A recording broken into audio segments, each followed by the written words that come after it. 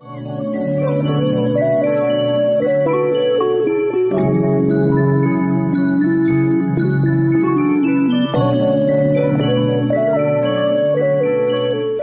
kang karapatan, boy.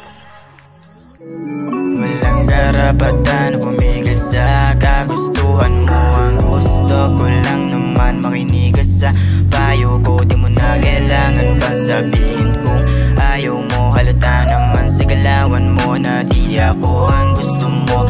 Di ko pinipigil, dapat mong itigil mga mali mong ginagawa. Di ako nagigigil, di mo rin mapigil kasi lagi ka na lang dyan tama. Wala akong magawa kundi sumubay sa mga tipon di ka masaway. Kaya ako ay nasa gilid lang, baka bigla na naman kumaway.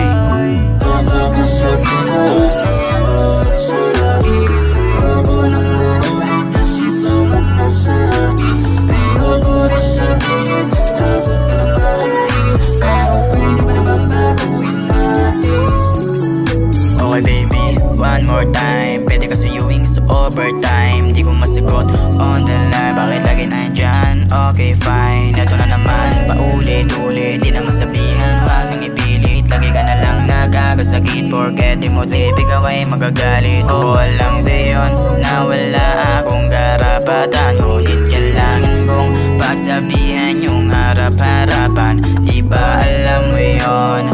At alam ko yun, nakatatak sa isip yun. Kasama ka na sumangayon.